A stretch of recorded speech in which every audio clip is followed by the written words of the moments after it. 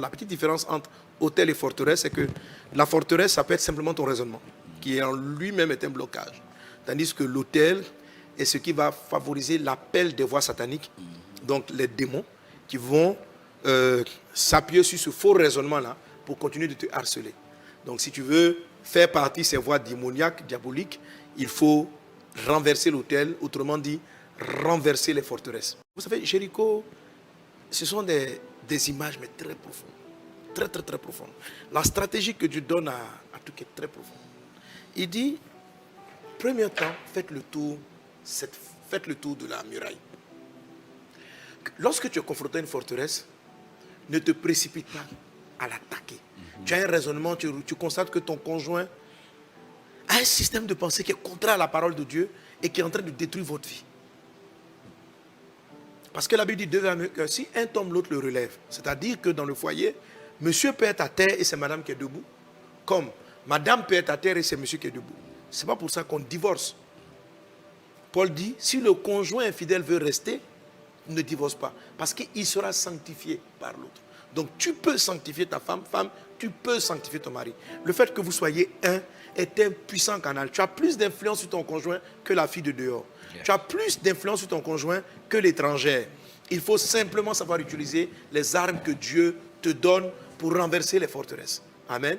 Car du salut, etc. La vérité, c'est quelle est la vérité concernant ce type de situation? La première chose, Dieu dit à Israël, voilà votre terre promise, c'est Canaan, c'est votre bonheur, c'est la paix, c'est toutes mes promesses qui sont là. Et vous avez Jéricho, une muraille, c'est-à-dire une forteresse, un raisonnement. Premièrement, faites le tour. Faire le tour, c'est observer. Il dit faites le tour en silence. Amen. Ésaïe 30, verset 15. Tu peux lire ça, Ésaïe 30, 15. Donc, Israël devait faire le tour en silence pendant 6 jours. Dès que tu me dis c'est bon, Ésaïe 30, 15. Il devait faire le tour pendant 6 jours. Faire le tour d'un problème, c'est quoi? D'une forteresse. C'est l'analyser. C'est regarder les causes, les raisons, le pourquoi du comment. Comment telle chose a pu arriver. Si j'ai un mari qui est tourné vers le dehors, j'ai trouvé. Tu ne peux pas te mettre à crier tous les jours. Je t'ai dit. Et puis, si tu n'es pas rentré, tu m'en vais. Tu fais ça, il se calme une semaine. Le mois d'après, il reprend. Je t'ai dit, je ne supporte pas. Arrête ça. Calme-toi d'abord. Avant de renverser la muraille, fais le tour. Le tour de la muraille, c'est quoi? Dieu nous explique que quand on est devant une muraille, on ne l'attaque pas. On garde le silence. Lis Ésaïe 35. Ésaïe 35, je lis la parole du Seigneur. Car ainsi a parlé le Seigneur l'Éternel, le Saint d'Israël. C'est dans la tranquillité et le repos que sera votre salut. C'est dans le calme et la confiance que sera votre force. Mais vous ne l'avez pas voulu. Donc la force du chrétien se crée dans le calme, mais dans un calme qui a confiance en Dieu. Amen. Qui dit que si Dieu, supposons que tu te sois marié même par erreur, que tu as fait un mauvais choix, mais il y a la repentance. Dieu nous pardonne de nos péchés. Une fois que Dieu nous a pardonné, il va te donner l'opportunité de corriger le problème. Amen. Alléluia. Amen. Mais il faut que tu sois calme. Amen. Et que tu aies confiance. Amen. Tu m'écoutes, tu es trop agité. Tu es trop excité. Tu ne portes pas ton voile pour prophétiser, pour prier. Soumets-toi. Reste calme. Dieu va combattre. Amen. Il combattra pour toi. Amen. Alors, pendant 6 jours, Israël devait être calme et faire le tour. Toi, tu as déjà commencé à crier. Il ne faut pas crier. Si tu as crié, tais-toi à partir de maintenant. Et faire le tour de la muraille. D'où vient ce comportement de ton conjoint? C'est ça le tour d'un problème. Comment en est-il arrivé là? Si la forteresse s'est établie aussi dans ton cœur, au point où maintenant tu ne l'aimes plus, tu fais le tour de cette forteresse intérieure-là. Pourquoi aujourd'hui, cet homme pour qui tu t'es prête à donner ta vie, tu n'es plus prête à le faire? Qu'est-ce qui s'est passé? Fais le tour. Calme-toi. Et pendant qu'Israël devait faire le tour, il devait faire quoi? Il y avait les trompettes qui sonnaient. Ça veut dire Dieu est élevé face au problème. C'est ce qu'il explique dans Isaïe 35. Dans le calme et la confiance. La trompette qui sonne pendant que Israël faisait le tour de Jéricho, c'est la confiance en Dieu. Seigneur, je te fais confiance. Tu ne m'as pas envoyé dans cette maison, je ne suis pas dans ce foyer. pour que tu sois détruite, pour que cet homme soit détruit, pour que nos enfants soient malheureux. Tu m'as promis un Canaan, tu m'as promis. Et ça, c'est dans ton cœur, c'est dans le calme et dans la confiance. Fais le tour du problème. On prend plus de temps à faire le tour du problème qu'à le terrasser. 6 jours pour faire le tour, 1 jour pour en finir. Yes. Ça va aller très vite. Et aujourd'hui, il y a certaines forteresses qui vont être brisées incessamment. Est-ce qu'on est ensemble? Amen. Donc, après qu'ils eurent fait le tour, c'est-à-dire cerner le problème, avec l'aide du Saint-Esprit, d'où ça vient? C'est quoi l'origine de cet hôtel? Et tu vas te rendre compte de beaucoup de choses. Amen. J'aime ce témoignage que j'ai rendu là souvent. Alléluia. Amen. Il y a un couple que j'avais reçu ici, je dis ça pour le pasteur Marcelo, vous l'avez souvent entendu, de ce couple-là qui était venu me voir. Ils avaient été guéris déjà. Mais ils m'ont raconté, ça m'a tellement marqué, je raconte ça souvent. Le monsieur, fidèle, mais d'une jalousie. Dès que sa femme est quelque part, où tu es, elle doit l'appeler chaque 5 minutes. Mais non, il était là. Et les deux étaient à l'église. Ils sont à l'église. Les pasteurs appellent le mari parce que la femme, elle n'en peut plus. Elle dit, je ne peux plus rester dans son foyer. Il m'appelle, il s'énerve. Où je suis? Je fais quoi? Et le mari, le pasteur appelle le mari, il lui parle. Fais confiance, ta femme est en crise. Elle ne va pas te tromper. Elle est fidèle. Elle est bien. Ne t'inquiète pas. Il dit, papa, j'ai compris. On prie pour lui. 1 jour, 2 jours, 1 semaine. Où tu es? Tu as fait quoi? Il s'énerve. La dame ne pouvait plus. Et un jour, donc, elle rencontre une autre, une servante de Dieu dans le désarroi. Il rencontre quelqu'un. Et une servante de Dieu qui prend le mari, parce que lui-même, il en avait assez. Il ne comprenait pas sa attitude, mais ça venait de son fort intérieur. Une colère, il voulait frapper sa femme. Quand elle sortait, elle partait aux réunions, et il ne savait pas où elle était. Et en parlant avec lui, donc la dame l'a écouté. Et l'esprit a conduit, et c'est ça que l'esprit va faire avec vous si vous êtes dans le calme. Donc la dame qui parlait avec eux, un pasteur, elle les a écoutés calmement. Et elle a écouté le mari calme. Quand elle a fini de l'écouter, elle lui a posé simplement la question. C'est ça la maison de ton père? Elle a demandé. J'ai écouté ton témoignage, mais tu n'as pas parlé de ta maman. L'esprit l'a orienté vers la maman. Il dit, ah, j'ai perdu ma mère. Ah, Ok, il dit, tu as perdu ta mère. Puis il dit, peux-tu me raconter les circonstances? Le frère a commencé à être mal à l'aise. Donc, leur histoire, ils ont eu cet entretien, ils étaient aux États-Unis, mais l'histoire s'était passée en Côte d'Ivoire, et c'est là qu'il raconte. Non, ma mère est décédée. Il dit, comment? Il dit, par un accident de voiture. Elle a absolument, mais explique-moi mieux. Et elle dit donc que la mère de ce frère a son village qui est juste à côté d'Abidjan, la ville de Bassam. Ok? Et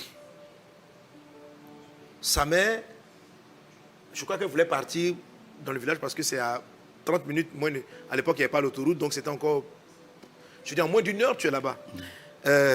Donc tu peux aller dans la journée, tu vas, tu viens. Donc je crois qu'elle a demandé à son mari, il lui a dit il ne faut pas partir. Mais elle dit bon, il parle trop, je vais y aller. Et sur la route, elle a eu un accident, elle est décédée. Dans tous les jours, il a peur de perdre sa Et lui, voilà. Et dans lui, sa femme. en ce moment, il était élève dans une autre ville de la Côte d'Ivoire. Et quand la dame lui parlait, elle dit, mais est-ce que tu as pleuré le deuil, le départ de ta maman? Il dit non, parce que quand la maman est morte, les parents ne savaient pas quoi faire. Ils s'étaient tellement attachés à leur mère, ils n'ont pas voulu les informer, de sorte que ça trouble leur école, tout ça. Donc ils leur ont caché le décès de maman très longtemps. Ils l'ont enterré sans que les enfants ne sachent.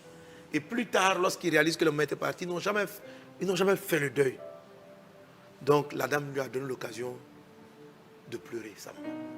Et c'est en ce moment qu'il a pleuré. Et donc on s'est rendu compte qu'en fait, les gens ont toujours pensé que son comportement venait de la jalousie. Il a peur que sa femme le trompait. Or, il n'a pas peur que sa femme le trompait. Il avait peur que sa femme soit quelque part sans qu'il ait autorisé. Parce que maman est morte comme ça. est partie sans autorisation de papa et elle est morte. Donc tellement il aimait sa femme, il ne voulait pas que ce qui arrivait à sa mère lui arrive. Mais c'est quelque chose qu'il avait enfoui dans son âme, qui avait bâti donc cette forteresse-là, cette attitude que tout le monde pensait être de la jalousie, mais qui n'était pas de la jalousie, qui était de la peur de perdre celle qu'il aimait. Donc quand ils ont compris cela, il a fait le deuil de sa mère, il a pleuré sa maman. Il a été délivré. Et c'est devenu un mari, le meilleur mari que la dame pouvait exiger. Donc vous voyez, une forteresse, il faut vous calmer, il ne faut pas regarder, je n'en peux plus, tu es toujours dans mon téléphone, tu es toujours comme ceci. Madame, valent mieux qu'un. S'il est tombé, il y a une raison. Et il faut que tu te calmes. Monsieur, madame, si ton mari est tout le temps avec les filles, et puis après il vient pleurer, je te serai fidèle, je ne vais plus te tromper. Il est sincère. Les maris n'en profitent pas. Okay? Il est sincère.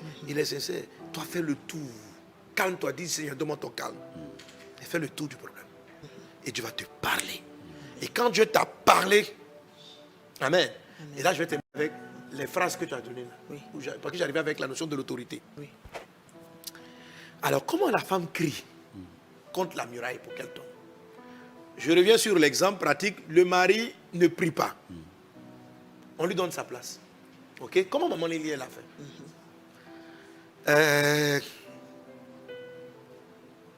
Elle m'a... Tu vois, il y a une manière de parler pour donner l'autorité à ton mari. Ce n'est pas de la flatterie, mais c'est la vérité. Il faut appeler... Le prophète appelle les choses qui ne sont pas comme si elles... C'est ça l'onction prophétique. Il appelle les choses qui ne sont pas comme si elles étaient. Amen. Donc, chérie, c'est toi le chef. On a besoin de t'entendre. Souvent, votre mari, il se trouve que vous êtes converti avant lui. Donc, il est beaucoup plus spirituel. Vous êtes beaucoup plus spirituel que lui. Malgré que vous soyez plus spirituel, redonnez-lui la place. Amen. N'arrive pas devant lui pour dire, c'est moi qui connais Dieu. Toi, tu ne connais pas Dieu. Non. Dis-lui qu'il connaît Dieu. Pour le moment, il ne connaît pas Dieu. Et il connaîtra. Il n'a pas la connaissance divine comme toi, mais tu appelles les choses qui ne sont pas comme si elles étaient. Parce Amen. que Dieu va lui redonner la place. Satan lui a arraché la place. Satan l'a amené à ne pas prendre l'autorité de l'homme sur la famille. Satan l'a amené à être irresponsable. Il y a des hommes qui ne sont pas responsables du tout. Il l'a amené à être irresponsable. Mais je suis désolé, ma soeur, tu as marié un irresponsable. Tu peux traiter ça. L'irresponsabilité peut être une vraie forteresse dans la vie d'une personne. Ok? Il y a des gens qui ont peur de prendre les responsabilités, qui ont peur de gérer cela. Il faut que tu lui redonnes le pouvoir. Mais par tes paroles, tu vas faire terrasser cette montagne. Tu vas plutôt l'appeler. Chérie, tu es un chef. Le gars n'est pas du tout un chef. Hein. Tu es un chef. Moi, je suis un chef. Tu es un homme. Je suis fier de toi. Oh, il n'est même pas. Il n'est pas comme ça. Tu appelles. Tu es en train de créer, de briser Amen. la forteresse du rejet. Amen. En déclarant la vérité. Utilisez votre langage pour créer ce que vous voulez et non pour constater des faits. Amen. Créez par la parole. Engendrez par la parole. Utilise ton langage pour créer. Tu veux qu'il se comporte comme un chef, parle-lui comme tu parles à un chef, même s'il n'a pas l'attitude d'un chef.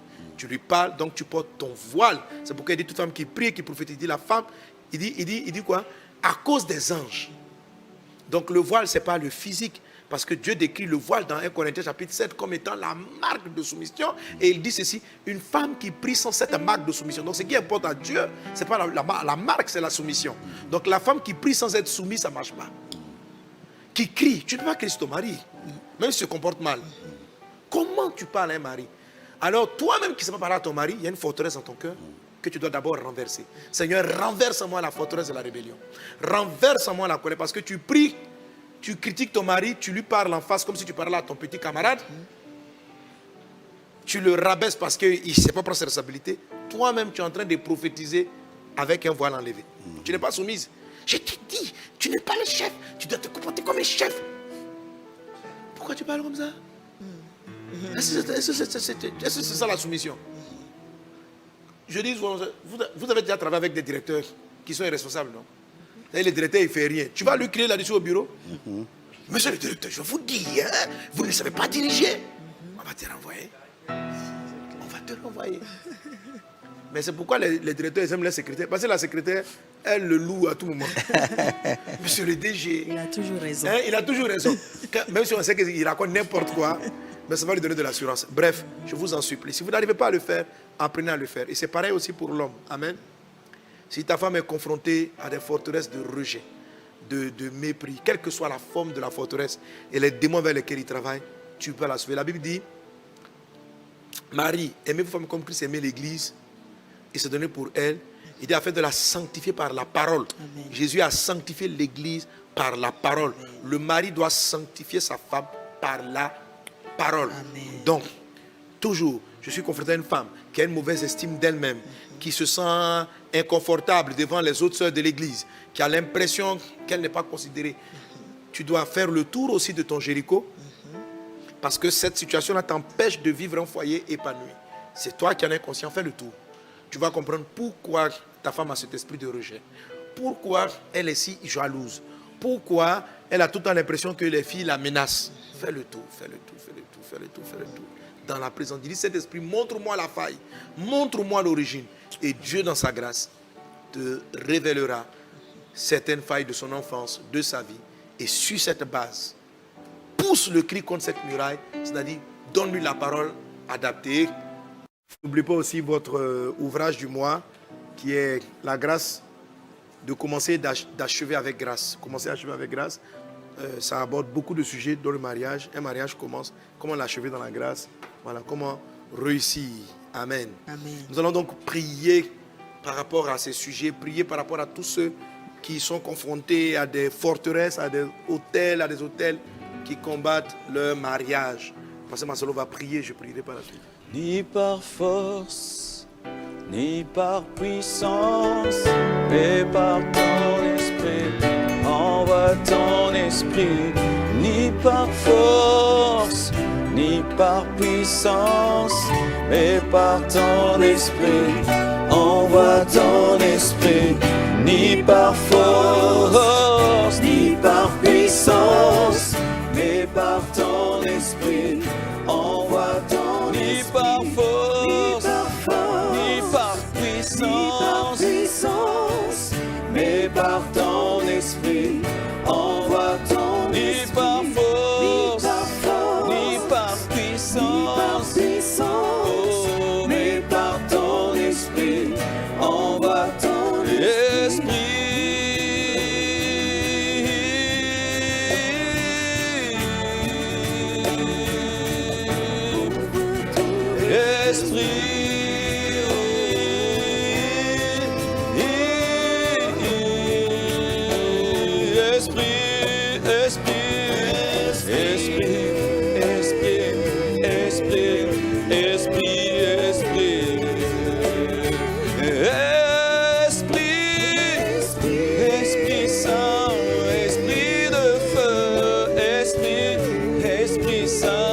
Esprit d'amour, esprit,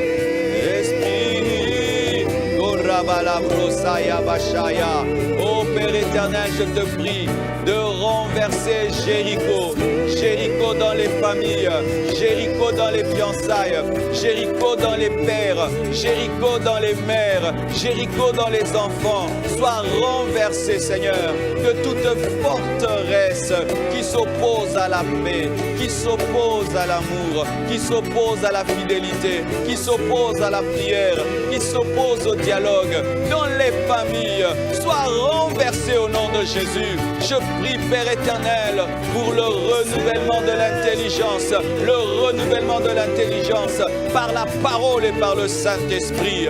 Et aussi je renverse tous les autels du diable dans les familles au nom de Jésus, tous les points d'atterrissage des démons dans les familles, je les renverse au nom de Jésus. Je prie que ton esprit touche les mentalités, que ton esprit touche les cœurs, que ton esprit touche les raisonnements, touche les réflexions, afin de les amener captifs, Seigneur Dieu de gloire, en obéissance à la pensée de Christ. Je démolis les projets du diable dans vos maisons, les projets du diable dans vos couples, au nom de Jésus-Christ, et je déclare le règne de Dieu, le règne du Saint-Esprit, le règne de la parole, le règne de Jésus, le règne de Dieu, et que les anges de Dieu saturent votre maison, la gloire de Dieu sature vos familles, et que tout poison de raisonnement soit extirpé, tout venin du diable dans les pensées, dans les raisonnements, dans la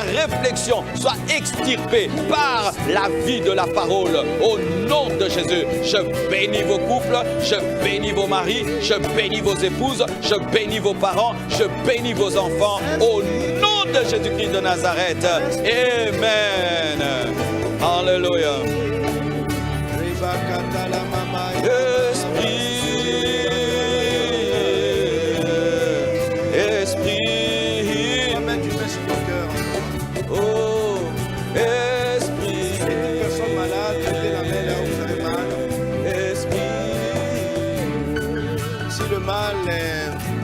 problème de sang ou de cœur, mettez la main sur le cœur.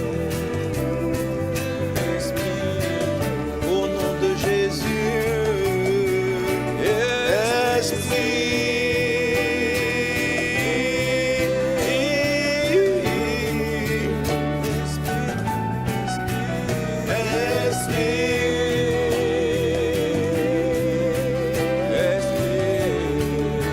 Saint-Esprit, merci Seigneur parce que tu prends le contrôle. Merci parce que tu agis. Merci pour ta puissance qui restaure, qui guérit, qui transforme. Au nom de Jésus, au nom de Jésus.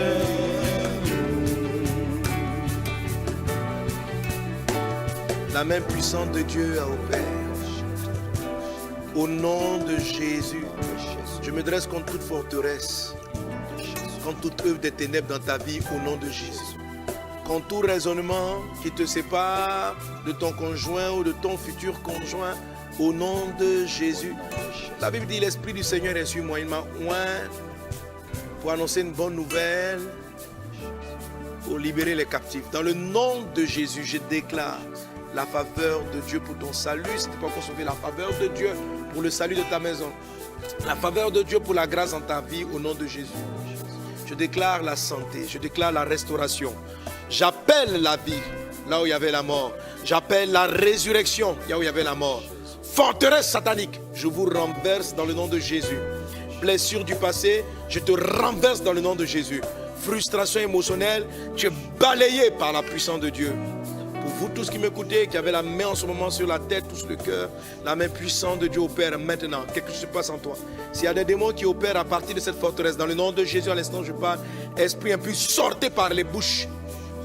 Sors par la bouche. Sors, esprit de découragement, esprit d'abattement, je te condamne par la puissance de Dieu et j'ordonne à ce que tu t'éloignes de cet homme et de cette femme au nom de Jésus.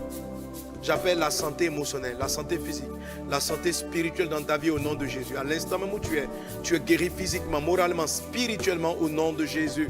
Les mensonges sataniques sont arrachés de ton âme, de ton cœur et de tes pensées au nom de Jésus. Et la santé divine est pleinement manifestée. Je te bénis au nom de Jésus. Je déclare la vie divine. Qu'il en soit ainsi dans le puissant et précieux nom de Jésus. Quelqu'un donne un bon amen. Recevez la guérison.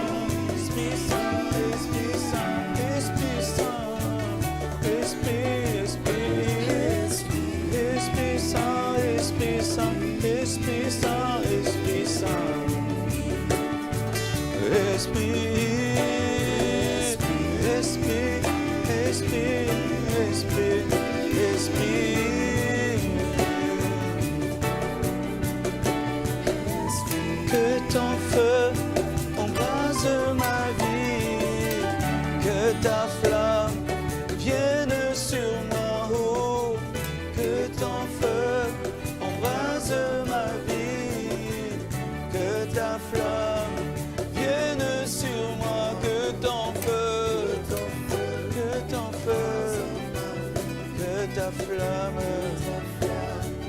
vienne sur moi, que ton feu. Que ta flamme vienne sur moi, oh, que ton feu, Alléluia. Merci Seigneur Jésus. À toi soit l'honneur, la gloire, la louange au siècle des siècles, dans le puissant et précieux nom de Jésus-Christ.